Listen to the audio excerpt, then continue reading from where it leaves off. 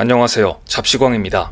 코로나 팬데믹 상황이 종료되지 않은 이 시점에 일본은 도쿄 올림픽을 밀어붙이고 있습니다. 그런데 최근 외국도 아니고 일본 내에서 올림픽 중에 코로나 긴급사태 재선포 상황을 맞을 수도 있다는 경고가 나왔습니다.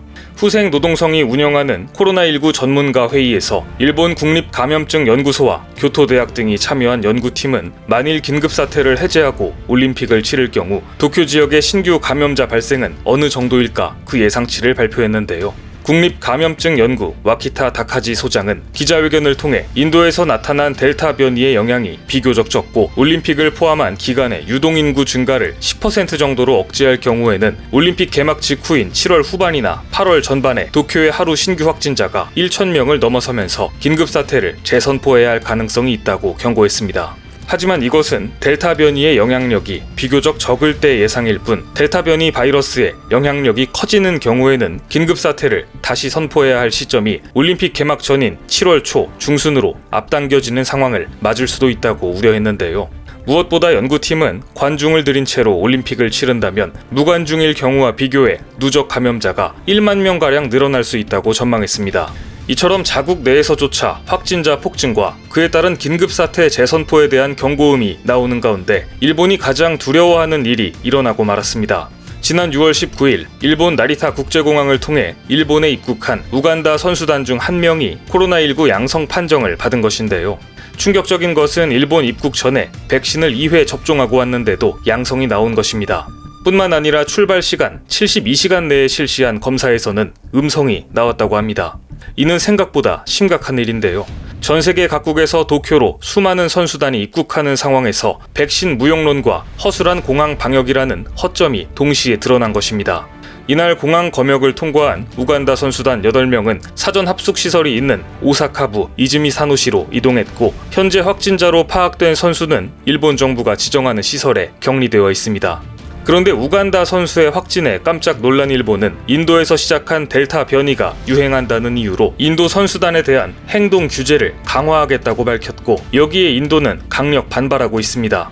교도통신에 따르면 인도 올림픽위원회는 일본이 변이 바이러스를 문제 삼아 인도 선수단의 행동 규제를 강화키로 한 것에 대해 불공평한 차별이라고 비판하는 서한을 일본 측에 보냈다고 합니다.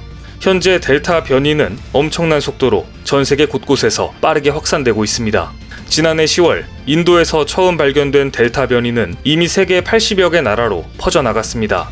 델타 변이는 코로나19 바이러스뿐만 아니라 영국발 알파 변이보다도 전파력이 강력한 것으로 알려졌는데 아니나 다를까 지난 6월 18일 러시아의 수도 모스크바에서는 하루 9,000명이 넘는 신규 확진자가 나왔고 이 가운데 90% 가까이가 인도발 변이 바이러스인 델타 변이에 감염된 것으로 나타났습니다. 델타 변이의 직격탄을 맞은 나라는 영국입니다.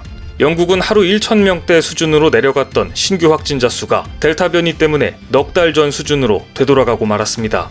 위기를 느낀 영국 정부는 최근 백신 접종 연령을 18세까지 내렸고 축구장 등의 대형 접종센터를 세우며 젊은 층에 대한 접종에 박차를 가하고 있는 실정인데요. 전문가들은 영국이 또다시 3차 유행기에 접어들었다는 평가를 내놓을 정도입니다. 이런 상황 속에서 세계보건기구의 수석과학자 수미야 스와미나타는 한 인터뷰에서 델타 변이는 전염력이 두드러지게 높아서 세계적으로 지배종이 돼가는 과정에 있다고 경고했습니다.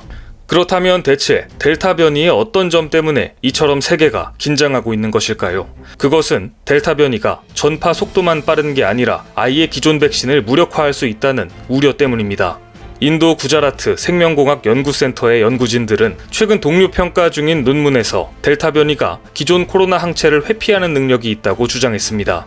연구진은 델타 변이의 경우 스파이크 단백질의 NTD에서 돌연 변이가 발견됐다. 스파이크 단백질은 바이러스 외피에서 바깥으로 돌출된 단백질을 말하며 바이러스가 숙주세포의 수용체와 결합할 때 활용된다. 그런데 이 스파이크 단백질의 NTD에 돌연 변이가 생기면 항체의 표적 식별이 어려워진다.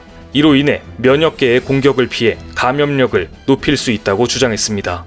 델타 변이가 정말 면역 회피를 하게 되면 현재 진행 중인 백신 접종의 효력은 어떻게 되는 걸까요? 아직까지 델타 변이의 면역 회피가 광범위하게 확인된 것은 아니지만 팬데믹이 끝났다며 축포를 터뜨리던 유럽과 미국 등 서구 여러 나라들은 깜짝 놀라 다시 방역의 고삐를 쬐고 있는 실정입니다. 대표적으로 영국은 6월 21일로 잡아놨던 사회적 거리두기 전면 해제 시점을 7월 19일로 연기했습니다. 그러자 독일은 재빨리 영국을 변이 우려 지역으로 지정하고 독일 국민이나 영주권자 등만 영국에서 독일로 입국할 수 있도록 했습니다.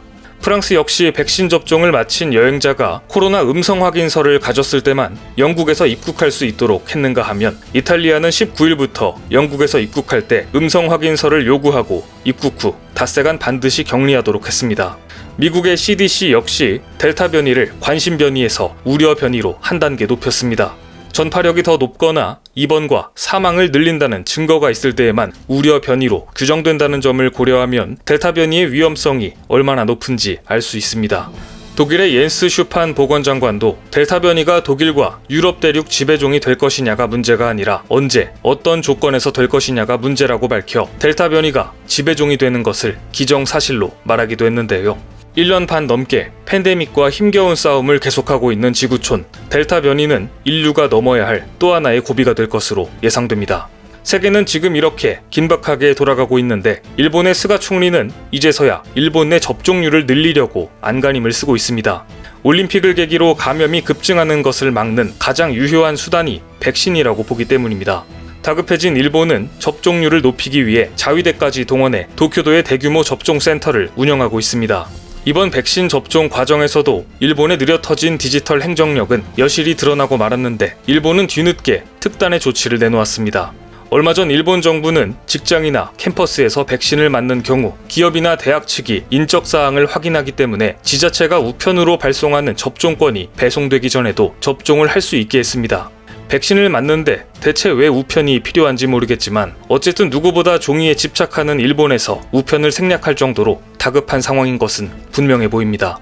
그럼에도 불구하고 영국 옥스퍼드대 연구진이 구축한 데이터 사이트 Our World in Data를 보면 지난 6월 19일 기준 일본에서 백신을 한 차례라도 접종한 이들의 비율을 16.42%, 접종을 완료한 이들은 겨우 6.42%라고 돼 있습니다.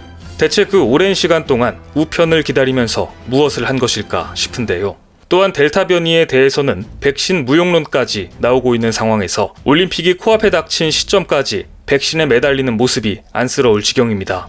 델타 변이의 전파 속도 및 그 강력함에 놀란 미국, 호주, 영국, 중국 등이 다시 방역의 고삐를 쬐고 있는 가운데 지금같이 허술한 방역 체계를 지닌 일본에서 올림픽이 개최된다면 전 세계 각국의 변이 바이러스를 교환하며 전파하는 지옥이 펼쳐지지 않을까라는 생각이 듭니다. 오늘 준비한 소식은 여기까지입니다. 댓글을 통한 여러분들의 많은 의견 기다리겠습니다. 많은 분들의 생각이 모였을 때 진정 가치 있는 지식이 완성될 것입니다. 시청해주셔서 감사합니다.